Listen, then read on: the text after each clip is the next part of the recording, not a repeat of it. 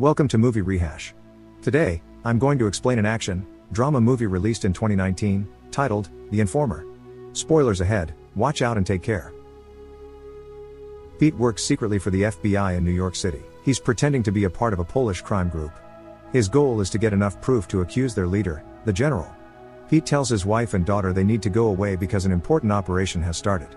Pete's contact, Erica, tells her team about the plan. Pete will give drugs to the general, and that's when they'll get involved. Pete keeps his family safe in a warehouse and leaves the key with his wife. If he's not back by 1 p.m., something might be wrong. Tomorrow, she's going to leave the state. He meets Erica in a rundown bathroom. She gives him a phone to stay in touch and a hidden microphone to wear. If things get bad, he should ask for a smoke, and Erica's team will rescue him. Stasik and Pete say hello to a diplomat who has the fentanyl. They follow the plan, putting the fentanyl in a different bag and leaving the diplomat at the hotel. Stasik buys liquor for his uncle, the general. Instead of fentanyl, he plans to surprise the general with money.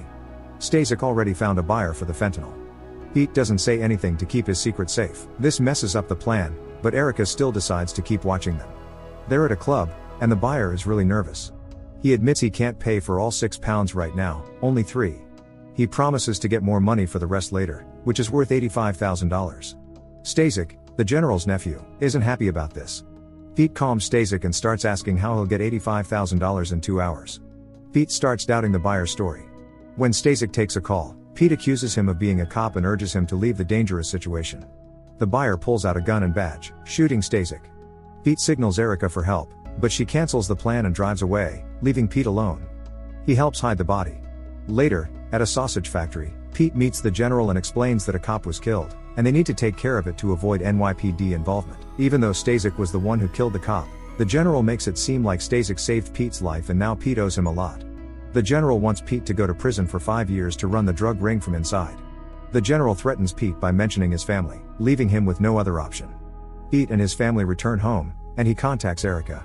She explains that she couldn't rescue him because it would ruin their 4-year plan, and she hangs up.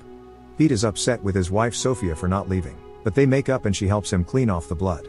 The police find the body, and Detective Grentz, who was friends with the victim, starts investigating. He connects the death to a Polish gang and links Pete to the crime through video footage. Pete, Erica, and her boss Montgomery meet and tell Pete he's in trouble. They tried to cover things up, but it's not working. They want Pete to follow the general's plan and gather evidence about the fentanyl network in prison to earn his freedom. If he refuses, he'll be exposed as an undercover agent and charged with the murder of a fellow officer. It's a difficult decision. Back home, Pete stores the recordings of his talk with Erica in a box. The next day, Stasik comes over and gives Pete some fentanyl to take into prison. Pete shares the news about his new undercover job with Sophia. He spends the whole day with his daughter, studying the prison layout. When they return, both a Polish gang and the general visit their house. The general implies he's willing to harm Pete's family if he doesn't follow through. Grentz has been watching Pete's house and sees the general leave. The following day, Pete acts like an abusive husband, and Sophia calls the police to have him arrested. Grentz witnesses Pete being taken away. In prison, a corrupt guard welcomes Pete and shows him to his bunk. Other inmates arrange for Pete's safety by securing spots for their friends near him. During a nighttime raid, the warden puts Pete in a cleaning program at Erica's request. Pete gets to know his fellow Polish gang members and is given a shiv to prepare for a fight. Grentz talks to Erica, seeking information about Pete. She pretends not to know much. Montgomery intervenes and denies any connection to Pete. However, when Grentz shows pictures of Pete and Erica from the day of the incident, Montgomery realizes trouble is brewing between the FBI and NYPD if they're linked to Pete. Following Pete's instructions, Sophia uses a drone to deliver contraband to the prison's roof. Pete cleans the roof during the cleaning program and retrieves the package. Grentz visits Sophia at work, trying to gather more information about Pete. He's uncertain if Pete is the killer. Sophia refuses to help and tells him to leave.